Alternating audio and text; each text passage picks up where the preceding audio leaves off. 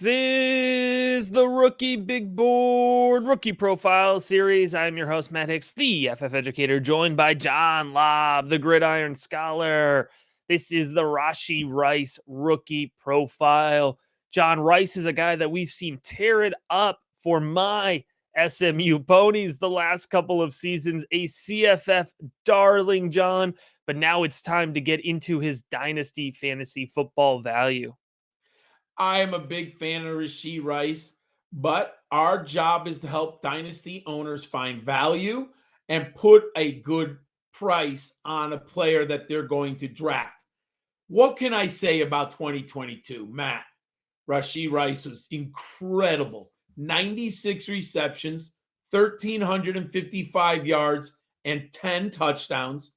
He also had 6 games with 100 yards or more receiving. Fantastic.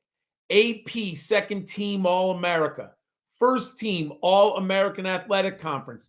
Biletnikoff Award semifinalist. And the numbers.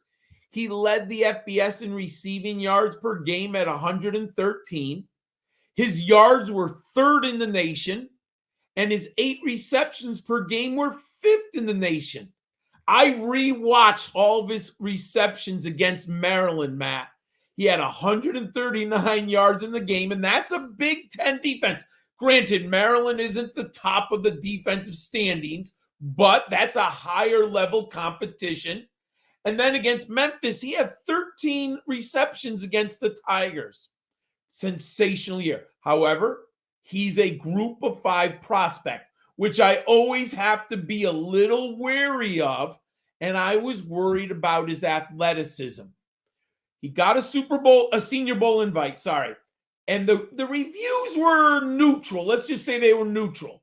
I didn't love the one-on-one drills, didn't think they were all. He didn't help himself, didn't hurt himself, in my book. But he went to the combine, and if you only look at the 40-yard time, you're not digging deeper into the numbers. Matt, he has explosion and acceleration. He was 4th in the 10-yard split with a 1.49. So he gets up to speed. He just doesn't have long speed. He was 2nd in the vertical jump with 41. That's incredible, Matt. Explosion. And his broad jump was 10.8, which puts him in the upper tier of the broad jump. So there is athleticism. It's just not long-term speed, which moved him back up in my model. In high school, he was a 3-star recruit. And Matt, he put some ridiculous numbers up. 72 catches and 19 touchdowns in 2017. 51 receptions and 5 touchdowns in 2018. He has offers in the Power 5 from Washington State, Virginia, Texas Tech, and Northwestern. So there were teams in the Power 5, but he decides to go to SMU instead. What I like about him, he plays immediately as a freshman in 2019. He played in 10 games, made 2 starts. He had 25 receptions for 403 yards and a touchdown. I like that, Matt. In 2020, he recorded a team-high 48 receptions for 683 yards and 5 touchdowns. Even in 2021, he paced the team with 64 catches and 9 touchdowns. Matt, I like Rashee Rice. What does your film analysis tell us? Yeah, Rice is a really fun player to watch. For me, I struggle when it comes to really dissecting what his fantasy football value will be. But let's start here with the upside. He has sticky hands, John. It allows him to be a playmaker at all 3 levels of the field. I love his ball tracking ability, and I love his ability to extend for off-target balls. I mean, he'll go up and just snag a ball seemingly out of thin air. He displays athleticism when battling for balls, and he matches that with good body positioning. One of these guys who are contested catch guys, you really want to see that body positioning because that's a big thing when thinking about whether or not that will translate to the next level. Now, what's exciting about Rice, what so many people are getting hype about, is that he does combine that, contested catch ability with some legitimate yards after catch ability. He's elusive with the ball in his hands. and he shows a desire to scrap to the end of the play, and he has good contact balance, especially for a wide receiver. But John, you mentioned it. Whenever you're watching players, you have to keep them in the context of their film, right? Especially when you're looking at group of five players. Now, you don't just knock Rashee Rice because he plays in the group of five, but you do have to think about it, right? Think about that context. Who is Rice playing against? Generally undersized defensive backs. So, what are the traits? What are the parts of that contested catchability that may or may not translate to the next level, right? That combine time, that explosive jumping, you're like, okay, good. That athleticism holds up against his peers, right?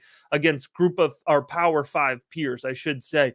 And then you look at that, contact balance. All right, well, he's coming in at 6'1", 200. Is that excellent contact balance or is that poor tackling? Or is it a combination of both? It's probably a Yeah. combination of both, but I think you have to meet halfway there. What I struggle with Rice is that he does struggle to separate consistently. And that is something that is a big red flag for me, especially when you're somebody who relies on contested catchability, right? So for Rice, it makes sense to me that he's so explosive and so athletic, such an explosive vertical player, because he's been relying on that, right? He hasn't been relying on separating before the catch, and that can be a problem when translating to the next level in terms of how quickly you'll be able to get on the field. And he also runs a limited route tree, which to me isn't as big of a deal. SMU kind of had like a run and shoot type offense where, Tanner Mordecai was just playing a little huck and chuck at football mostly. And it certainly was working out for us on the CFS side of things, like you alluded to, John. So why don't we go ahead and talk about that? Why, if you're not playing college fantasy football, you might be thinking, all right, what are these guys talking about? John, can you please break down exactly why we have loved him so much the last couple of years?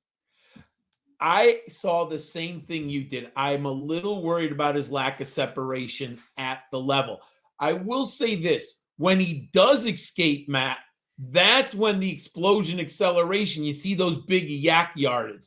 But is he going to be able to do that at the NFL level? That's the question. So I think he might have a limited ceiling, but you'll talk about that. I'm just my thought process. I think he's not a 1,400 yard. I don't think that's in his outcomes. Career receptions, Matt, 203. 4 years on campus, but he did have an early breakout. So I think there's a nice balance there of experience, expertise, route running skills. Yards per reception, 13.4 isn't that bad. When he wasn't the home run hitter the first 2 years on the team, he was doing a lot of underneath stuff because they had some really big time home run hitters. Catch percentage. He does have sticky hands, but he can be a conundrum because I do see some drops that I'm not happy about on film. I'd like to have seen that catch percentage a little higher, but then he makes these spectacular catches, right, Matt? Like he's got people bodying up on him. He secures the ball. So there's, I do agree that he has good hands, but sometimes is it a mental lapse? Is it a poor throw? Is it the defender's too close to him, which impedes his concentration? So something's going on there. But aerial dominator, I love that. 33%. Receiving yards per team, pass attempt, Matt, 2.64. The production model likes him, but I do factor in he's a G5 prospect. That matters to me. I keep having, and I don't know why I had comps this weekend. I think he's Tyler Boyd. If he could get in the right system, and because Boyd benefits so much now with Higgins and Chase. If Rashee Rice is your third wideout in those formations, he could probably do some damage. I think Boyd's better, but I think he could have that type of role at the NFL level. Matt, what's your fantasy footballers know? John, I have him projected as a day 2 late NFL draft selection. It's funny. Early on in the process, he was getting day 1 hype. I never saw that. I've had him in the same spot the whole time. So people were really high on him, and now I feel like they're really low on him, and I'm happy to just be in the middle. I think he's going to be, a later day 2 selection, which is still solid draft capital. The thing with Rashee Rice is I feel like we're at the point where folks are in on him or they're off him, right? And so I do have his ADP projection right now in a Superflex rookie league is 205 to 208. And I don't think that, 75% of your league would take him in that spot, but I do think 25% of your league would, and they will, right? So the guys who love Rashee Rice, the players who love Rashee Rice are going to go ahead and go for him. I do have him at the very bottom of my weekly starter tier. Based on that draft capital, he'll drop off if he doesn't get that day 2 draft capital. But, to your point, John, in the right system, I do think he has the ability that you can roll him out there as a wide receiver 3 with some potential to have a nice wide receiver 2 week. I think I'm going to have low exposure on him. I like his price better in the 3rd round. But for me, his value comp is Gabe Davis. And I give that value comp because I think there's going to be people, like I mentioned, just like Gabe Davis, who if you love Gabe Davis, you love him. All right. And if you don't like him, you're going to find every little, thing you can put on Twitter to hate on Gabe Davis. So I think Rashee Rice might be a similarly polarizing player. But John, those guys still tend to carry value because you're just making the other side of that pole even stronger and even further dug in. And so, I think you find that these types of guys tend to hold their value over the years. So, if you like Rashee Rice, I do think you're going to have to pay up for him. Probably low exposure for me.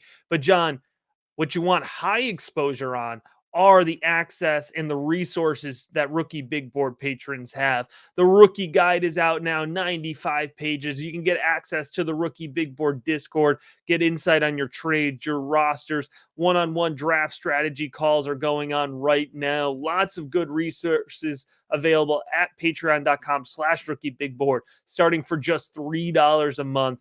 And as always, we appreciate you checking out this episode of the Rookie Big Board.